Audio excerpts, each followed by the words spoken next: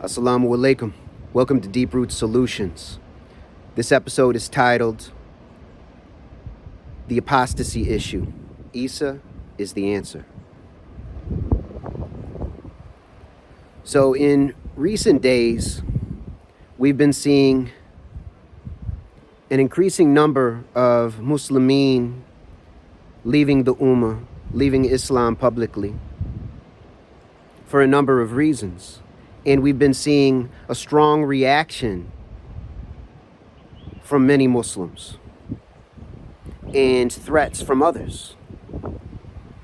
This is troubling and concerning in a number of ways, and we should take this issue very seriously. Inshallah, we shall find proper solutions in collaboration, utilizing prophetic problem-solving methodologies. So to begin with, let's consider that this issue is no little thing for anyone who is ready to leave the fold of Islam. And oftentimes when we listen to people who have left or who are considering it, this is a very emotional topic for them because it has real-world implications beyond the threats of people who don't know them. Because sometimes they have threats from people that they dearly love and care about. This means to leave Islam for many people is going to mean their whole social world, all their social networks, their parents. Many get disowned. Losing their siblings, their social networks, their societal protections, their safety nets. It means losing connections to their ancestral lines to some extent.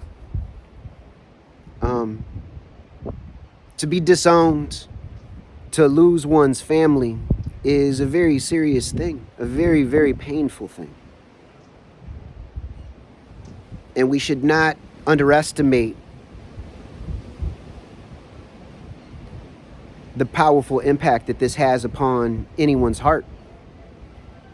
Now, some of the main reasons that people are citing for leaving Islam, because oftentimes the people who are leaving are highly intelligent, they're thoughtful people. They are people who are doing research, and you could say, "Oh, well, they're falling into traps, brothers, and they're falling for propaganda. They're falling for Christian or anti-religious polemic." And to some extent, this is true. However, this is something that rests on the shoulders of those responsible for the Ummah in a number of respects, because first off, when it comes to these polemical attacks, perceived attacks on the Ummah, we are seeing emotional reactivity, threats. We're seeing disrespect, blatant mockery, not taking the arguments seriously. Now we have to consider that if we have truth, and if you've been transformed by truth, you're not going to be shaken by socio-historical arguments against source materials, cartoons that are intended to disrespect. These things should have no real impact on your actual faith.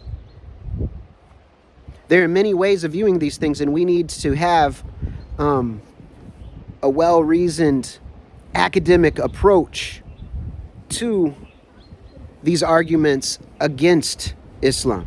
Sometimes these arguments, in fact, are a mirror for us to help to see, for us to see ourselves and who we are, who we've been, and who we're seeking to become. It can shine a light on where we have ethical issues to work through impurities and toxicities within our hearts, on our tongues, on our hands, areas where we need to reconcile with others and atone for mistakes, misunderstandings, mishandling of situations.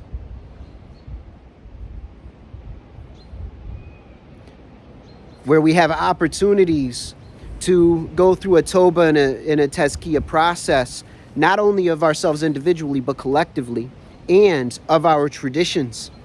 Seeing where infiltration has taken place in the past to place time capsules, so to speak, destructive mechanisms within Hadith, for instance, and interpretations of Quran, interpretations of linguistics, which lead to unethical behavior, problematic behavior. We should have the very best scholars in the world, brothers and sisters, in all areas. This includes linguistics, sociology, anthropology, history. If anything relates to any of the prophets, peace be upon all of them, then it is incumbent upon us to study as thoroughly as possible in order to learn as much about the prophetic tradition as possible. You know, to find the common connecting points to themes within the stories of the prophet, peace be upon him, connecting themes to the Quran, in order to hone our reason and our Quranic reasoning based on the themes and principles within the divine book. Now, the Quran holds answers that we have not even thought of the questions for yet. So when we have a dilemma, we should certainly go to the Quran. And we also need to purify our approach academically and scholarly, in scholarly methodology, to earlier traditions that we have that we see to be corrupt or compromised. We need to see to what extent they have been corrupted or compromised and where they have been corrupted or compromised.